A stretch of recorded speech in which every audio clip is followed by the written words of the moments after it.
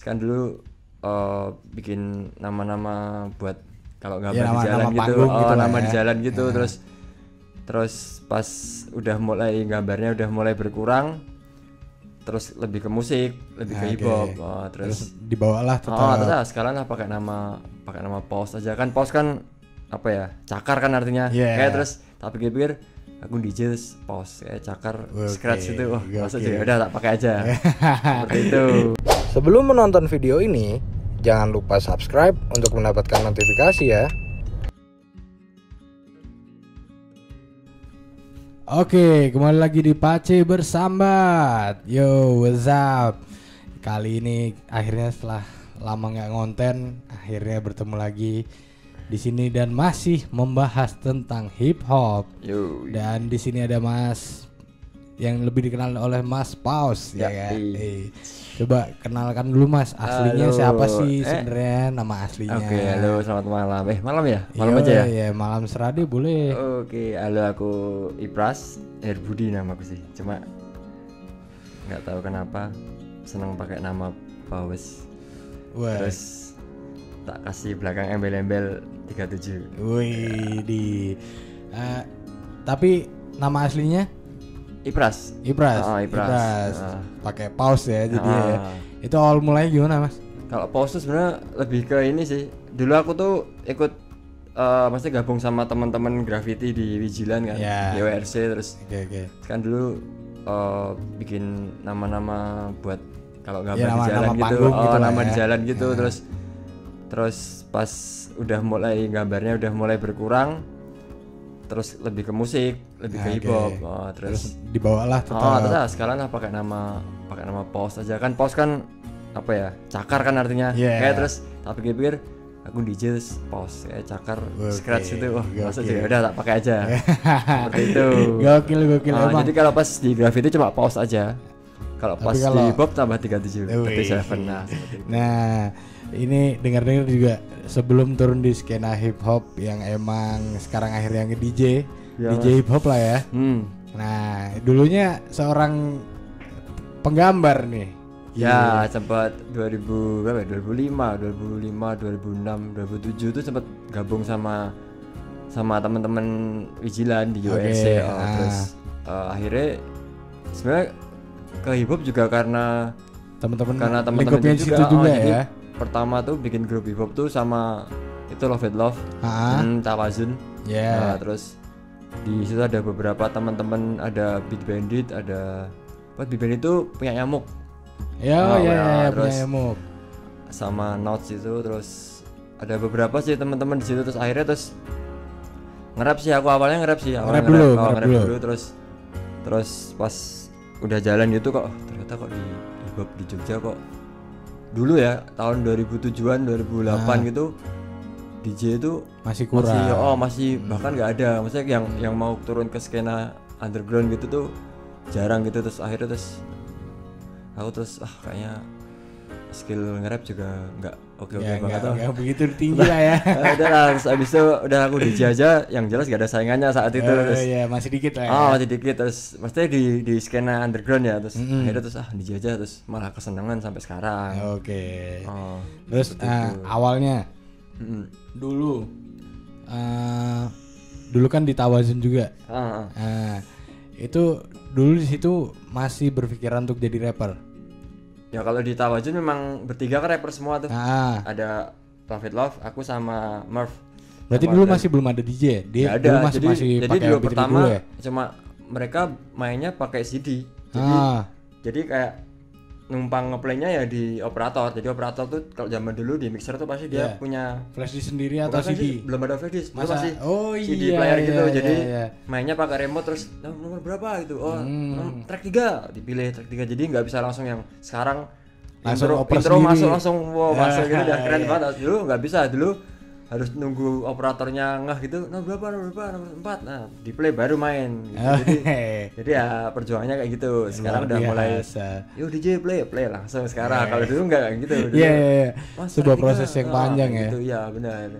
Berarti dulu manggung juga masih apapun masih serba CD lah ya. Iya, dulu CD, dan harus beberapa jam sebelum manggung tuh harus nyari operatornya dulu, Mas, nanti jam ini aku main nanti pakai CD Oh, ya. pakai CD kayak ya. gitu. Jadi harus ngepasin dulu. Oh benar, jadi harus ya basa-basi dulu sama operatornya, Mas nanti tolong ya Mas di play gitu lah. Nah, flashback dulu nih kita dari dulu di Graffiti. Dulu niatan masuk ke Graffiti tuh karena apa sih? Maksudnya udah dari kapan dan kenapa? Ya, itu sih 2005 aku tuh dulu nggak tahu kenapa tuh aku tuh kayak dari SMP tuh seneng hip hop gitu loh. Jadi masih seneng dulu nyebutnya masih rap ya. Iya, masih rap gitu terus. Jadi aku seneng hip hop itu adalah aku habis sunat itu aku langsung ngambil duit dari sunat itu beli albumnya G-Trap. Oke. G-Trap itu tahu aku terus sampai udah suaranya udah katam lah ya liriknya segala pun ya.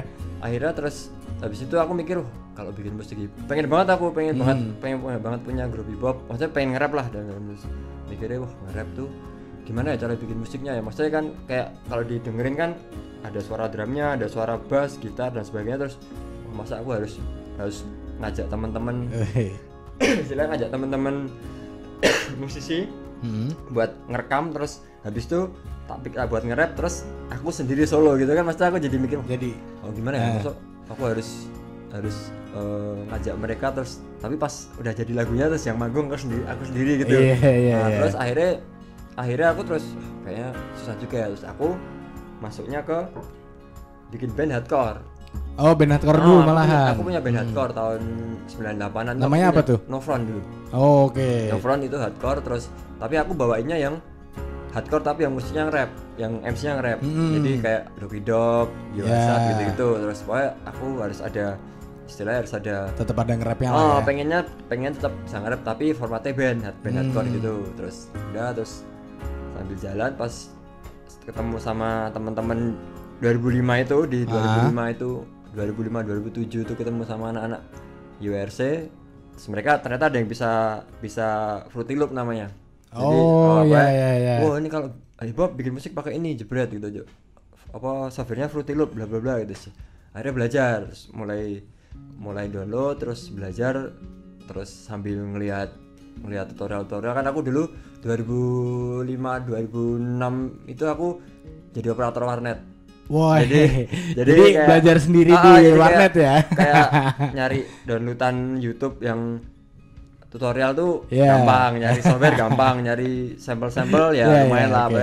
Karena kalau jaga malam aku pasti dapatnya jaga yang dari jam 12 sampai pagi. Jadi jam 12 sampai pagi itu sepi lah ya. Sepi, enggak begitu ramai juga. Akhirnya bandwidth aku pakai semua download aneh-aneh gitu. Udah seperti itu. Terus 2007 udah mulai bisa bikin, 2007 2008 tuh udah bisa bikin beat. Jadi Tawazun itu sebenarnya kalau dihitung Tawazun tuh udah berapa ya? Ada hampir ya 15 laguan tuh beatnya aku semua. Yang bikin aku saat itu. Tapi ya masih awal-awal gitu, masih asal bunyi ada drum, bass, terus kick, snare gitu pokoknya hip hop gitu lah. Terus liriknya masih serem, maksudnya yang mas pokoknya apa aja di Sarah dan lain-lain disebutin aja motornya pokoknya biar kelihatan galak gitu loh. Iya. Emang ciri khasnya dibentuk untuk suatu hal yang hardcore lah ya.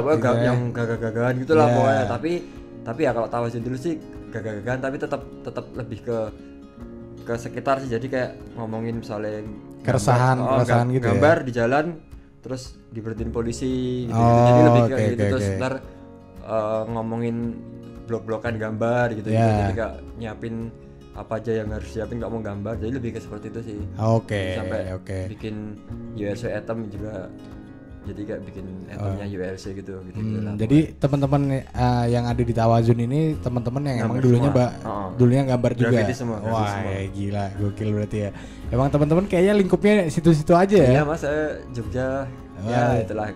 Ntar jadi awalnya misalnya kayak di Vigilan gitu, terus tahu-tahu ntar pada nyebar terus ada yang mungkin di luar kota, terus di luar kota nanti dia bikin istilahnya bikin teman-teman sendiri, komunitas sendiri, terus ntar ketemu juga. Jadi teman-teman jadi juga semakin menyebar luas, teman-teman channelnya juga lebih enak lagi gitu ya. Ternyata di sana ini tuh orangnya, ini tahu temennya si ini sih jadi tahu sendiri ya. Jadi kenal Jogja main yang di. Kan tadi berarti seperti itu. Jogja kan rada sempit gitu pasti. Iya, padahal emang sih, mainnya parah. Jembar sih, cuma kalau udah di scene gitu ngomong bene kayak tuh kayak gak ben karo kayak Ya, gitu. cuma merambat satu sama lain Jembar, ya. kan kayak spreadingnya tuh kayak gitu lah. Nah, dari Tawazun.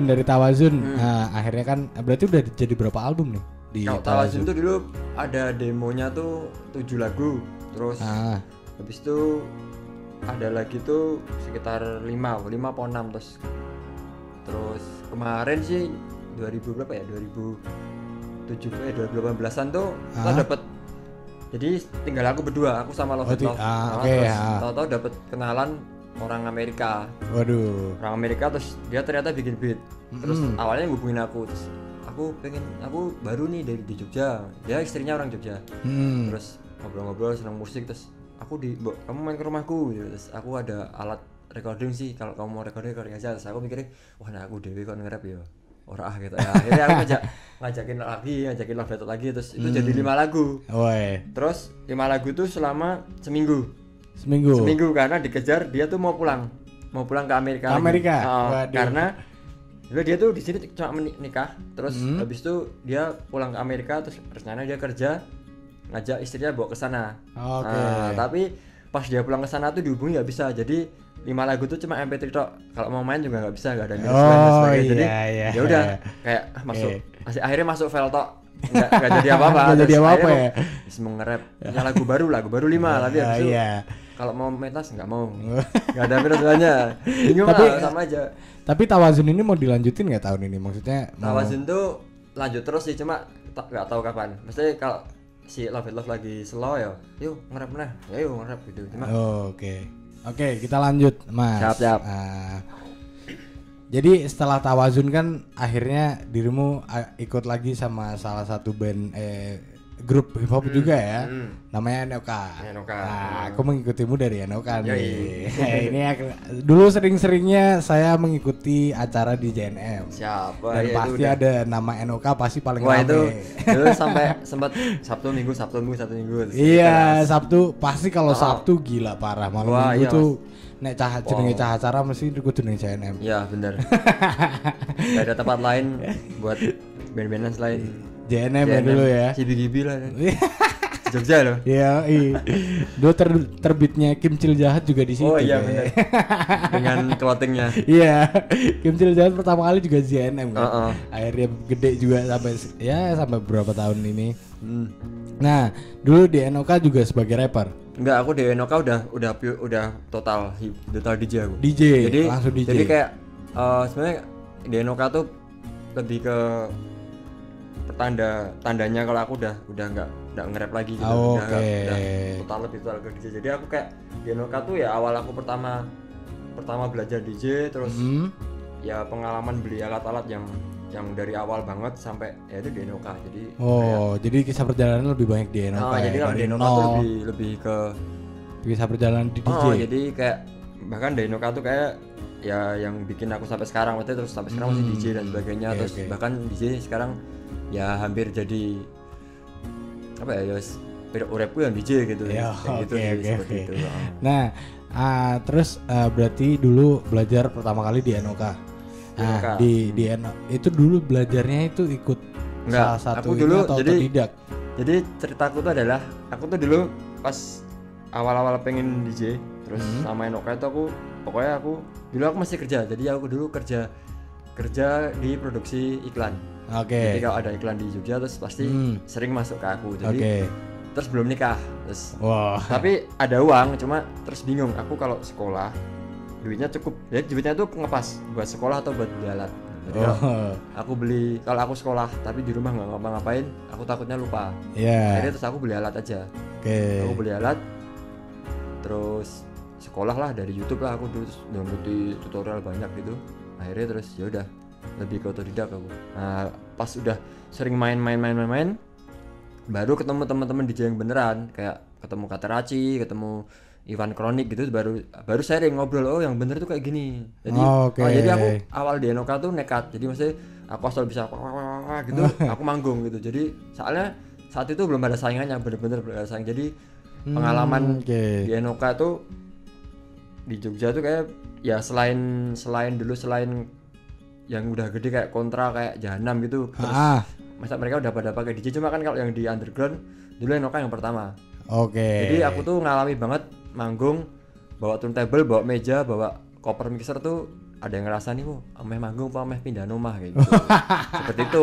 Aku denger sendiri aku pas aku nengok kancaku dhewe kan aja. Cuma dia ngece gitu loh terus. Yo gojekan konco lah ya.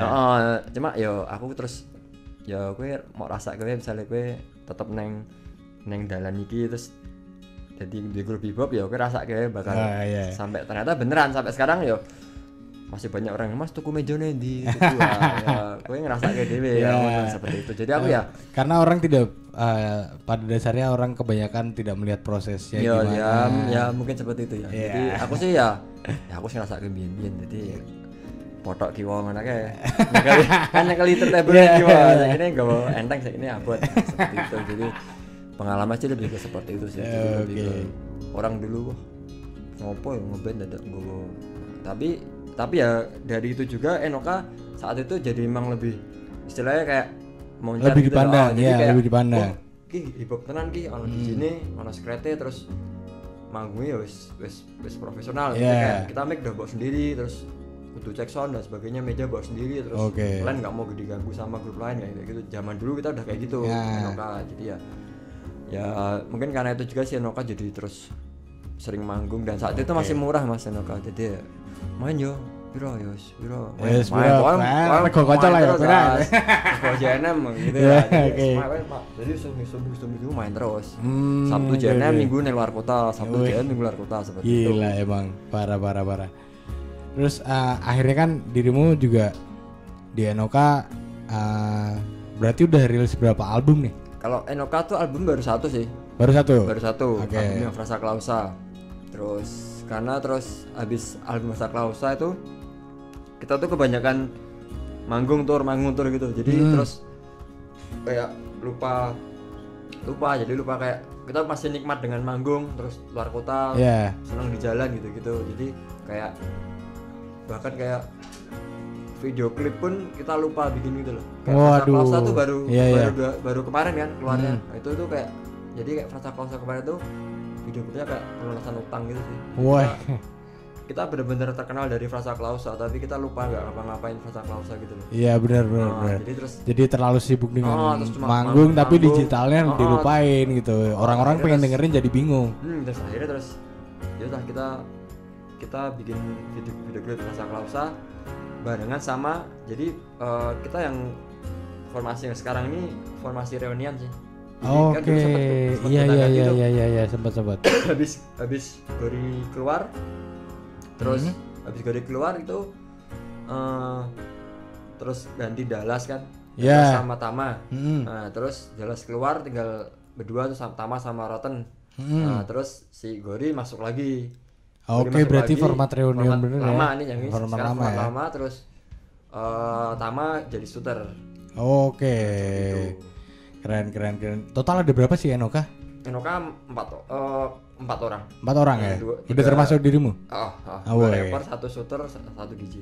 Keren. Dulu emang tadi ngomong V, dulu masih berapa sih?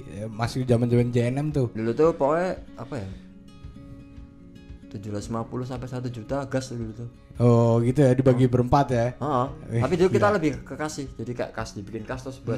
Jadi kalau kita atur mereka udah tinggal santai, jadi udah ada duit buat jalan ya. Ya. Udah tinggal duduk terus makan sampai tempat manggung pulang gitu. Jadi paling kalau pengen bikin seragam ya bikin lebih kayak gitu sih. Lebih kayak merchandise atau jadi gitu ya. Kayak jarang sih manggung terus selesai manggung dibagi gitu, jarang sih. Jarang ya. Tapi lebih dipakai sendiri aja berarti. Terus misalnya butuh apa gitu terus apa kalau pastor makan di jalan gitu. Berarti kan lebih untuk bersama lah ya. Buat band. Terus akhirnya dirimu kan mengembangkan solo DJ untuk ke rapper-rapper yang lain juga kan. Kayak gitu sih, gitu sih. Teman-teman Big Lab juga dibantu oleh dirimu. Nah, waktu itu berpikiran apa dan kenapa akhirnya memilih untuk melebarkan sayapmu untuk membantu teman-teman rapper yang lain? Jadi Enoka tuh ada fase di mana Enoka tuh vakum. Jadi sibuk semua. Yeah. Pokoknya habis rangkaian tur manggung terus JNM mulai melorot gitu. Itu udah nggak pernah acara karena lebih sering ke buat pameran dan pokoknya art event gitu. Terus akhirnya terus mulai udah berkurang, terus udah mulai kerja, terus nikah punya anak gitu. Terus akhirnya terus aku terus ya udah aku udah nggak mungkin main sama band lain kan. Maksudnya aku dulu awalnya aku kalau main ya harus sama Enoka. Pokoknya fokusnya harus di Enoka karena aku hidup dari sini gitu kan. Sama diajak Mas begini grupku gitu, aku kadang suka wah aku nggak bisa gitu. Jadi maksudnya emang nggak mau gitu. Jadi terus fokusnya masih di Enoka lah ya. Akhirnya terus kita ya tetap kudu jalan terus nih. Akhirnya maksudnya aku silakan kayak kalau kita bikin usaha udah terlanjur punya alat dan sebagainya kan, kalau berhenti nanggung kan. Jadi mending tetap jalan walaupun tanpa Enoka. Saya terus mulai dijadi sendiri, terus bikin grup sama Lakos gitu gitu lah paling saya gitu. Oke. Nah berarti dari Enoka tapi sekarang masih jalan nggak sih? Enoka ini barusan selesai bikin single. Oke. Sama featuring sama ada rapper veteran lah pokoknya. Siapa tuh? Nah, Oke, nanti tunggu ya teman-teman. Jadi yang mau nonton ditunggu Enoka bakalan rilis lagu baru lagi. Udah jadi sih, udah final kok. Tinggal rilis aja ya. Tunggu video nih. Oke. Terus rilis. Keren. Yang sudah ditunggu-tunggu sejak lama Enoka akhirnya rilis lagu lagi, bro. Gila, parah. Ya? Jadi sebenarnya Enoka tuh gini, Enoka tuh sebelum ke formasi yang ada Gori itu tuh kita udah punya 23 lagu. Nah, oke. Udah di-take semua tuh. Terus dibulatin lagi jadi 13. Oke, di lagu. Screening lagi lah ya. Screening lagi 13, terus itu enggak jadi semua. Kenapa tuh? Enggak tahu. Pokoknya enggak jadi album, enggak jadi track yang keluar, langsung malah. Problemnya di mana? Maksudnya lebih ke internal teman-teman atau gimana? Ya itu kayak kita ada waktunya tuh kayak semangat bikin jebret, terus habis itu udah jadi semua, terus ini mau diapain ya, terus kayak dipilih lagi ya, terus akhirnya terus ntar lagi lah kayak kita terus akhirnya pas Gori masuk gitu terus kayak perlu bikin formula baru deh. Jadi terus yang format 13 lagu itu kan yang masih Enoka yang dulu gitu, terus kayaknya ini di keep dulu, disimpan dulu. Buat nggak tahu buat kapan, terus kita jalan dengan format yang baru. Oke. Sama Gori lagi. Berarti emang ini lagi fokus di reunion lah ya istilahnya ya. Kita udah ya kalau istilahnya kalau di timeline-nya Enoka sih udah habis dari MC veteran ini ada featuring satu grup band. Band punk gitu. Terus habis itu timeline-nya sama rapper lagi. Jadi kayak rapper lagi featuring ya. Ya ditunggu aja lah, ditunggu lah ya. Teman-teman, jadi aku mau nungguin video klipnya atau lagunya dari Enoka, bisa ditunggu bentar lagi. Bakalan dirilis di mana nih, Mas? YouTube aja deh. Oke. YouTube aja. Keren. Nah, jadi teman-teman, kalian pasti udah lama banget gak dengerin Enoka, yang emang ngikutin dari dulu Enoka, yang bisa dengerin hanya di JNM, kalau nggak ke JNM nggak bisa dengerin. Oke, nah kita lanjut Mas. Akhirnya kan terus dirimu sekarang salah satu juga nge-DJ Bacil, ya teman-teman Big Lab ya. Nah di situ apa sih perbedaan dari tiap manggung atau tiap nge-DJ salah satu teman-teman rap lah? Ya perbedaannya apa ya? Maksudnya kalau perbedaan sih lebih ke mungkin karakter orangnya. Maksudnya kayak Enoka, kalau Enoka itu kan orangnya tuh ya pendiam gitu. Maksudnya santai diatur gampang gitu. Nah kalau sama BK ini kan berandal semua. Iya. Semua loh itu. Iya benar. Aku aja maksudnya aku sebenarnya suruh ya bantuin sama jadi Bacil tuh awalnya kan aku tuh cuma megang Bacil. Jadi aku tuh cuma megang Bacil dan DJ Bacil. Jadi aku manajeri Bacil juga. Nah, terus ya akhirnya terus maksudnya Bacil tuh kan mesti satu orang kan, enak lah handle-nya masih solo lah ya. Nah, terus Bacil pas aku diewangi ngurusi BK Lab ya. akhirnya aku naik juga sama Bacil. Nah bocah-bocah udah manut apa ora? Bocah manut ya ora apa-apa cuma nek yo aku kan kudu menyamai energi kalian, aku ra iso. Oh iya. Saya kowe kudu sing menyamai energi gue yang ngomong teh.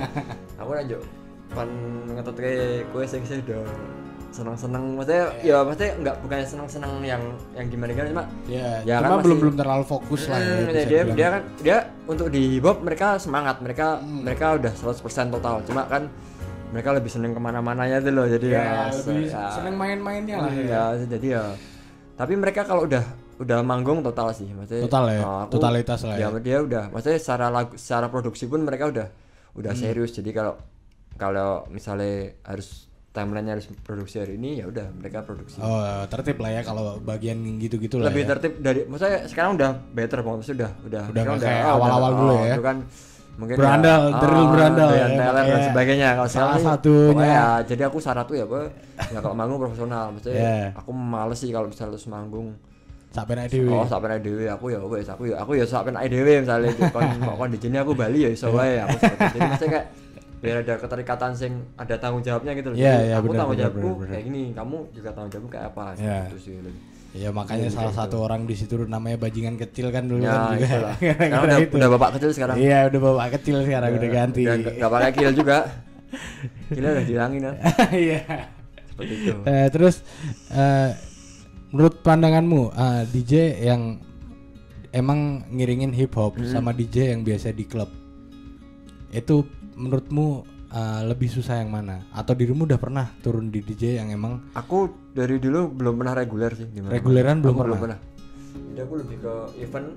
Maksudnya aku main event atau DJ-in grup gitu sih. Aku kalau reguler aku belum pernah. Oke, tapi maksudnya dengan apa sih sebetulnya kalau DJ yang nge-mix sendiri gitu-gitu?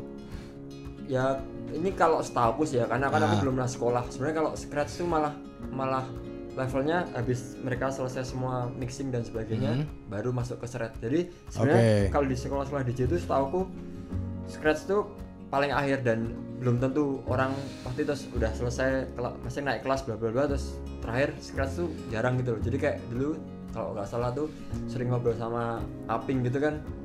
Jadi kan dia kan pasti sedikit gitu loh muridnya. Karena memang dari semua murid itu tuh jarang yang mau nerusin ke tahap habis selesai remix dan sebagainya mixing terus scratch gitu. Jadi jelas scratch tuh menurutku lebih apa ya?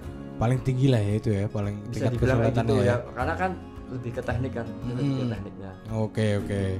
Tapi sebenarnya kalau yang DJ scratch tuh kebanyakan pada bisa mixing, bisa mixing gitu sih.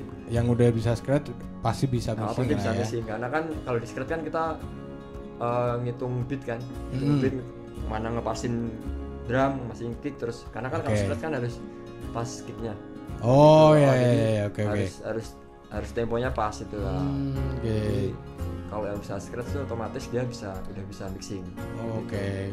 Tapi kalau DJ tuh ada dibagi beberapa tipe sih. Karena aku kurang tahu sih maksudnya. Enggak sih, kalau tipe bukan ya? Tapi lebih ke apa tuh? Lebih ke kalau DJ sih lebih ke genre mungkin ya. Genre. Oke. DJ house, DJ hip hop, DJ trap, trance paling kayak gitu. Oke. Kalau untuk teknik mainnya tuh jadi kalau kita udah ngeliat di acara kayak yang acara-acara lomba DJ yang dunia itu kan mereka sekarang kan biarpun kayak di MC gitu kan. Kalau di MC kan lebih ke scratch, kalau sekarang juggling, kalau sekarang enggak. Kalau sekarang lebih ke beberapa lomba itu lebih ke ya sama kayak jadi memadukan antara scratch dan mixing gitu. Jadi seperti itu kalau sekarang. Jadi udah enggak total scratch terus juggling gitu enggak kalau sekarang. Jadi lebih ke orang ngelihatnya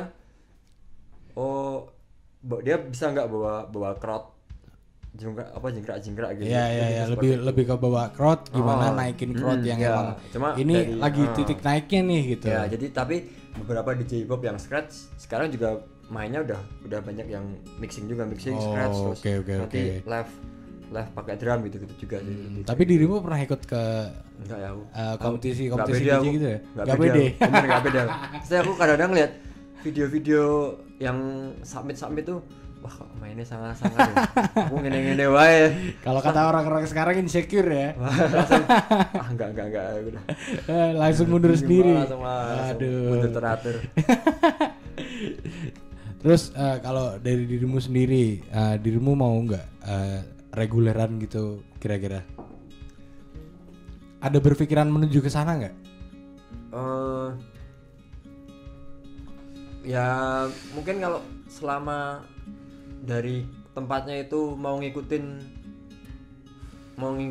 musikku sih nggak apa-apa. Maksudnya kalau aku kadang-kadang aku tuh kadang-kadang kalau udah seneng musik gitu terus suruh belajar musik lain itu kadang-kadang suka misalnya aku terus kon main house gitu kan aku ya sinau house gitu. Jadi aku padahal kalau klub tuh pasti ya harus house. Maksudnya ya nggak harus house, maksudnya sekarang udah bisa R&B cuma kan tetap dipilih mas kayak aku pengennya hip hop sing banter dan underground, terus di klub itu pengennya sing Pitbull, Drake gitu kan aku ya waduh aku kurang ngok makanya ya bingung juga aja sing mambel skrit karena kan aku ya jarang ngok ya jadi aku rasa lah ya nek DX soalnya event kan dia udah tahu namaku udah tahu apa yang aku mainkan kan jadi ya aku yo tapi nek reguler tuh harus ngikutin sananya lah. Sana ya. Aku malah bingung dulu aku. Grogi ya lah ya mah. Enggak salah aku. Nah, itu terus boleh lah. Dan aku kalau ngeliat pernah naik gitu kan sih kalau kerja di klub itu ya reguler terus. Jadi kayak pulangnya malam banget itu aku kata rada mikirin orang rumah juga. Oh, ada bujuku anakku lah, penting enggak sampai lah. Soalnya kadang-kadang juga kalau event tuh anu ya. Kalian juga pulang malam juga kan? Oh, cuma kan sekali terus bayarnya hampir sama dengan yang seminggu main berapa kali. Oh, gitu. Ya boleh. Ya kan? Nah, event kan juga benar-benar kalau masalah itu ya. Event kan manggung sejam tapi bayarnya hampir sama dengan hampir sama kalau main seminggu di klub lah ya. Iya. Mending event lah gitu. Baru tak terkenal apa-apa mending event lah. Oke. Gitu. Nah, terus ngomongin tentang genre, kalau dari dirimu sendiri, kamu suka genre apa? Genre musik? Ya aku sebenarnya kalau basicku tuh aku tuh dulu pertama tuh ya karena mainnya bandnya hardcore ya. Iya, tetap punk sih mas aku maksudnya dari awal dengerin ya hardcore lah punk gitu. Jadi kayak melodic tuh aku juga dengerin banget lah. Jadi ya maksudnya terus tapi hip hop tuh lebih utama gitu jadi kayak dari 100% itu ya hip hop tuh udah 70% terus yang 20 pang-pangan yang 10% hardcore-hardcorean sih. Udah pause banget lah ya kalau hip hop lah ya. Gila. Hip hop tapi kadang-kadang ya kalau orang lihat kok main musik dia ya berarti lagi main karo kancane ya. Kalau sih pasti kayak gitu. Kalau band apa band yang paling disukai oleh Mas Ipras? Aliran apa ini? Aliran hip hop dulu deh, hip hop. Aduh. Apa ya? Aku tuh kalau tanyain seneng lokal dulu deh, lokal. Lokal tuh aku seneng sama Enoka sih, Mas. Enoka ya, terbaik ya. Terbaik itu pokoknya best yang bikin aku sampai kayak gini ya. Gila. Kalau luar? Luar aku lagi kalau sekarang lagi dengerin Randa Jawa aku, Mas. Asu itu wah. Sip banget itu. Anjing banget lah ya. Oh lah itu banget tit gitu. Tapi emang kayak mereka tahun ini anu banget deh, apa ya? Emang lagi naik-naiknya lah ya. Tapi emang produksi musiknya bagus banget toh. Oh, bagus, yang kamu sukain dari situ adalah itunya ya, Mas ya? Ya aku lebih ke jadi aku kalau seneng grup terus masa aku tertarik dengan satu grup gitu misalnya baru gitu. Aku tuh pasti yang tak lihat tuh global Mas. Jadi aku kalau udah dengerin musiknya terus aku harus ngeliat ke YouTube lihat video live-nya. Oke. Live-nya dia seperti apa gitu. Jadi misalnya di live-nya dia tuh oke enggak gitu. Kalau aku kalau oke udah berarti habis itu tak lihat DJ-nya. Oke.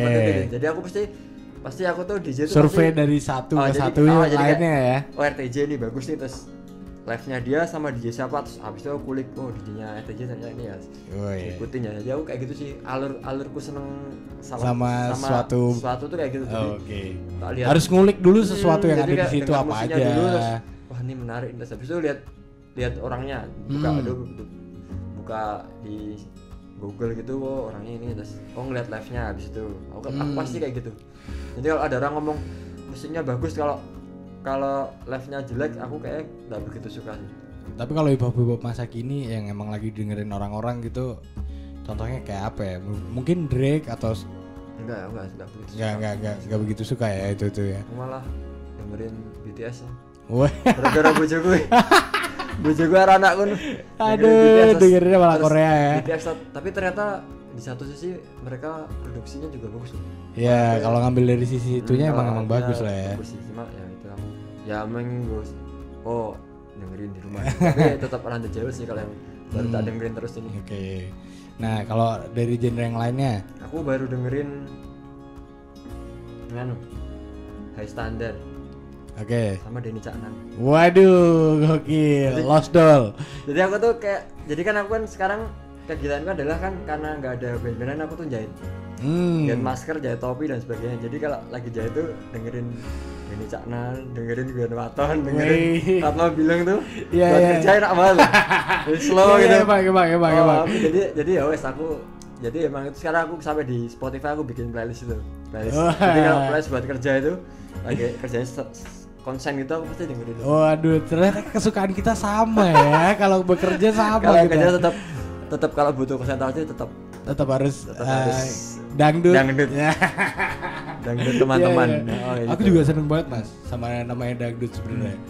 Tapi nggak jadi keseharianku sih. Bener, Tapi ketika emang kerja emang bikin semangat sih kalau aku. Kayak konsen misalnya aku baru jahit Mas terus dengerin dangdut itu tuh ya udah sambil nyanyi nggak kerasa tapi terus sambil jahit gitu jadi nggak kerasa ya tiba-tiba kok udah selesai aja gitu kan. jadi malah kalau kayak dengerin hip hop itu mungkin lebih yang tergesa-gesa atau gimana gitu jadi ngikutin alurnya juga kan ada porsinya masing-masing gitu lah. Bener. Dan ternyata emang sesuatu orang yang emang di skena masing-masing ternyata mencintai skena yang lainnya juga. Nggak memungkiri bisa bikin membantu konsentrasi, kenapa enggak gitu loh. Iya bener sih. Terus yang ngomong kok. Tapi kalau ngomong pakai speaker gede gitu. Ya bener udah di rumah sendiri dengerin dengan speaker sendiri. Dengan headphone gitu. Santai. Los. Tapi ngomong-ngomong nih kan pandemi nih bener nih. Dirimu jahit di rumah. Apakah dirimu punya konveksi atau apa? Enggak Mas, aku. Jadi aku tuh sebenarnya awalnya adalah jahit masker. Istriku tuh aku tuh udah bisa jahit, emang dari dulu bisa jahit. Oke. Cuma ya cuma bisa aja. Terus istriku Mas gawe masker ya. Terus nyoba bisa, terus akhirnya produksi masker. Oke, jadi supplier masker juga. Jadi istriku yang jual, aku yang bikin aja gitu. Terus habis itu barengan sama di Yocaps itu aku tuh ini mulai kayak ada divisi baru gitu loh, kayak apa ya, ada kayak paket baru itu adalah reparasi brim tuh ini. Jadi kan kadang ada yang patah tuh. Iya benar. Jadi selama pandemi itu aku jadi malah jadi semakin kreatif ya. Pasti aku belajar cara jahit dan sebagainya. Terus akhirnya aku bisa jahit brim. Terus akhirnya aku sekarang malah yang baru ini di Yocaps tuh adalah custom topi, bikin topi. Wah, gokil. Jadi ini yang tak pakai ini aku bikin nih. Ini dari kaos. Jadi ini kaosnya ada salah satu brand Jogja. Dia bikin kaos nih. Terus kaosnya tak minta, aku dikirimi kaos. Bikin topi. Jadi hasilnya kaos ini. Kaos tak potongin. Nah, tak bikin topi. Itu yang paling baru kayak gitu. Jadi keren. Jadi gara-gara menurutku ya pandemi jadi lebih unik sih. Jadi positifnya lebih itu. Ya. Kalau yang gimana tuh kalau manggung-manggung kosong gini terus akhirnya dirimu ngapain aja di rumah selain jahit? Ya paling ya itu di rumah sama Yocaps aja. Jadi kerasa banget sekarang Yokapsnya yang menghidupin aku. Dulu awalnya aku kan lebih ke musiknya kan. Jadi di Jirian terus musik, manggung dan sebagainya. Terus Yocaps tuh kayak ya second option gitu. Kayak jadi emang udah maksudnya udah prepare lah ya kalau emang. Terus ternyata pas pandemi ini dari Maret nggak ada manggung dan sebagainya tuh malah ya alhamdulillahnya tuh malah kenceng Yocaps-nya. Jadi mah jadi kerasa ternyata Yocaps yang hidupin aku ya. Orang-orang sekarang udah tahu pandemi malah pada belanja ya. Tapi itu menguntungkan orang-orang yang jualan. Kayak seperti Mas Ipar. Kayak Masket juga banyak yang minta jahit terus kopi itu juga jadi mungkin karena mereka juga malas kalau pergi nyuci satu, jadi mereka malah kadang-kadang nyuci itu langsung 5 gitu. Jadi datang 5 jadi malah aku mah jadi ya alhamdulillah sih, maksudnya kayak pandemi kok aku nggak terlalu, maksudnya kayak penurunan itu nggak terlalu banget gitu loh ya, tetap ada penurunan tapi nggak yang terus inilah ya, gitu, tetap bersyukur lah ya apa yang dapat lah ya. Topinya tuh ternyata lumayan lah ya. Terus dan tambah yang custom ini sih lumayan sih, jadi udah benar. Kalau biaya berapa di custom di situ? Kalau custom sih kalau jasa jahitnya sekitar 120 sampai 150. Tapi bahan dari mereka. Jadi mereka kadang bawa jaket, bawa kaos, bawa celana jeans. Oh, gitu. Jadi emang Mas bawa gitu kayak gitu. Jadi beberapa sih yang masuk tuh adalah orang yang dia punya kaos favorit cuma badannya udah nggak mungkin. Iya benar. Akhirnya terus dijadiin topi, pokoknya dia masih pengen pakai itu. Iya benar sih. Topi, kayak gitu. Aku pengen sih Mas, karena aku banyak banget tuh kaos yang udah gak cukup.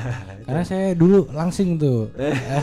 Dulu masih temannya Bacil dari SMP kan ya. Nah, dulu masih langsing. Sekarang udah membludak nih, banyak banget nih. Besok lah aku ngobrol di sana lah ya. Tempatnya di mana Mas? Di Jalan Akulo nomor 49. Sakola masuk ke barat. Oh iya oke. Oh, Ketanggungan. Tahu daerah Robrajan lah ya. Oke, keren. Itu di rumah sendiri berarti? Di rumah aku sekarang. Jadi aku dulu ada toko nimbrung temanku. Cuma pas Januari Februari itu temanku pindah di tempat yang baru. Tapi agak jauh. Agak jauh dan tempatnya tuh belum prepare, jadi belum siap yang buat topi, yang buat dia studio tato udah siap udah jadi, terus aku harus nempatin di bawah dan itu belum jadi. Terus akhirnya aku dari Februari itu udah di rumah bukanya. Ternyata malah pandemi, jadi pas pandemi kesini sekarang tuh aku udah biasa buka di rumah. Udah orang udah nanya Mas lokasi di rumah aja lah gitu. Ya di rumah aja. Dan kalau di rumah kan lebih mau datang jam 10, setengah 10 nah, pokoknya di rumah terus juga. Pandemi ini gimana Mas? Perasaan Anda dan sambatan Anda tentang pandemi ini nih? Apa ya? Sebenarnya kalau yang bikin jengkel itu adalah sebenarnya sampai kapan sih kayak gini gitu loh. Maksudnya kalau mungkin ya kalau dari yang bersangkutan tuh udah oke, pandemi selesai sampai bulan September, jadi kita bisa nabung sampai September gitu. Iya, kita bisa memperkirakan ya. Oh ini jadi awalnya jajan 10.000 jadi 5.000 sampai dengan September gitu kan. Kasarnya kayak gitu ya. Iya, kita bisa prepare. Ini kan nggak tahu mau sampai nggak tahu tahun depan juga gimana gitu ya. Semoga bulan-bulan September gitu. Iya, amin lah ya. Semoga awal bulan udah ada band-bandan lah. Wah, itu pengen banget aku Mas. Berhubung saya juga sekarang maksudnya beberapa bulan ini sih udah ada, cuma kan masih kayak ya belum semaksimal dulu lah ya, orang-orangnya juga ya. Benar kalau Itenran kalau ditutup ya udah bubar gitu. lebih ke seperti itu kan, jadi untuk promo juga belum berani yang gede-gede banget karena takut ntar ketahuan sama bener nanti disamperin apa kan jadi ya semoga sih. Tapi Anda termasuk tim konspirasi atau bukan nih? Ya.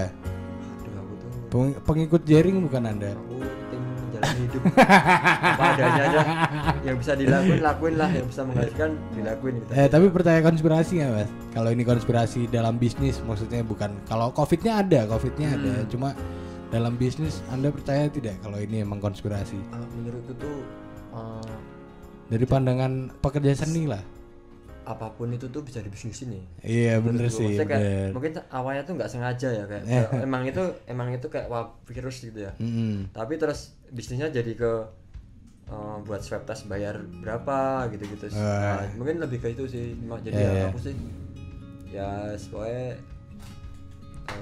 mencoba tetap sehat aja sih biar nggak perlu berhubungan dengan orang-orang yang seperti itu, maksudnya yang harus apa ya kayak mainin harga swab test lah apa maksudnya apa ya masa berhubungan sama orang kayak gitu semoga sehat terus lah sampai dan amin lah ya semoga kita tetap sehat-sehat semua ya kan bener. Dan semoga kita bisa event lagi bener itu sih yang dikangenin apalagi Jogja mas. Wah tiap minggu loh dulu ada event sekarang sepinya kayak gini. Jadi sempet sebelum corona tuh sempet ada event weekend tuh udah 3 kan cuma Sabtu Minggu tuh maksudnya kan terus sekarang udah gak ada blast gitu kan iya makanya seminggu bisa 3 kali bisa 4 kali sekarang bahkan sampai udah ada berani yang midweek aja dia bikin acara kan nggak perlu weekend kan kalau jalan kayak gitu kayak hari Kamis bikin acara hari Rabu bikin acara gitu. Bener nggak perlu nunggu weekend gitu loh jadi terus nggak ada acara gini langsung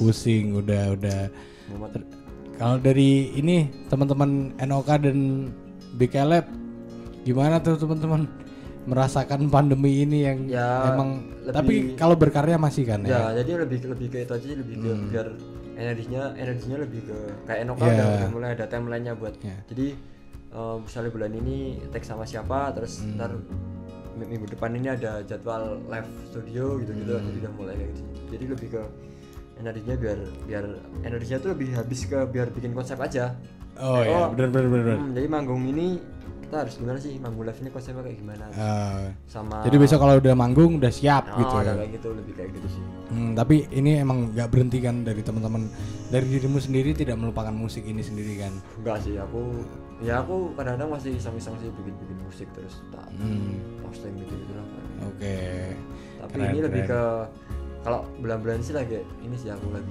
getol topinya sih.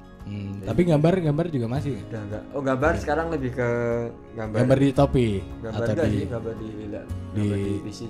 Oke. Lebih buat artwork buat artworknya nanti buat Enoka buat bikin. Oke keren. Beberapa artworknya Enoka sama Bacil tuh aku. Ada yang dijual nggak? Apanya? Artworknya dong.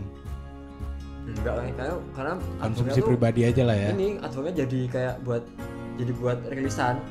Jadi kayak misalnya buat rilisan single apa. Iya. Nanti buat alat singlenya Bacil, singlenya Enoka gitu. Jadi aku enggak yang bikin terus bikin gede gitu. Oke. Lebih kalau Mas aku single anyar iki Mas, gawe ki ya gawe. Jadi enggak terus setiap saat gambar gitu kan enggak ya. Paling ya gambar-gambar tapi ya cuma buat pribadi aja sih. Buat konsumsi pribadi aja. Buat pamer-pamer aja. Instagram. Kayak pamer lah. Biar ada kontennya di Instagram. Biar ada konten, biar ada kegiatan, biar enggak terlalu terus diem aja di rumah. Ya, terus kedepannya ini mau ngapain nih? Apa mau tetap stay di DJ atau Anda ingin melebarkan sayap Anda di kemana?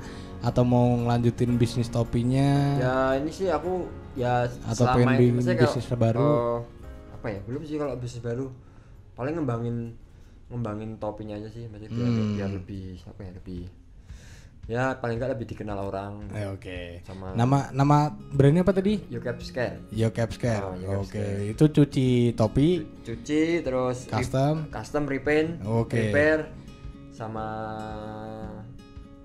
jual peralatannya. Jadi aku sekarang di Yocap itu ada paket usaha. Jadi kalau ada orang yang mau bikin cuci topi gitu, aku udah ada. Oh jadi semacam jadi supplier juga ya? Jadi aku jadi paketnya aku udah ngasih video tutorial juga. Jadi kalau di APD sih sebenarnya malam beli buka sendiri pagi udah bisa buka sih kalau di APD. Oke. Gitu. Jadi aku mesti jaminanku adalah ya mungkin kalau dia seminggu beli alatku, seminggu ke depan dia harusnya udah bisa jalan ya. Tinggal promonya dia aja sih. Keren. Seorang Mas Paus 37 NOK 37 keren. Oke, mungkin saran-saran buat teman-teman yang lagi pengen melakukan sesuatu di pandemi ini kalian mereka harus gimana mungkin bisa kasih sarannya Mas untuk mereka teman-teman yang lagi nonton nih. Apa yang jelas tetap positive thinking sih, maksudnya kerjakan apa yang menurut kamu bisa dan menghasilkan, gas aja sih. Seperti itu. Jadi nggak usah mikir terlalu panjang dan mikir kapan selesainya ini ya, pokoknya yang ada di depanmu jalanin aja, kerjain selama itu menghasilkan. Maksudnya kalau kamu niat pasti ada hasilnya kok. That's right. Oke. Thank you Mas Paus. Thank you. Buat teman-teman yang lagi nonton, jangan lupa di subscribe, like dan komen, dan juga jangan lupa di share Raffi Pace. Raffi Pace, channelnya tuh ya? Yoi, Raffi Pace. Nah, kontennya Pace Bersambat. Sampai ketemu di Pace Bersambat selanjutnya bersama Mas Ipras. Thank you Mas Ipras. Yo, see you. Peace.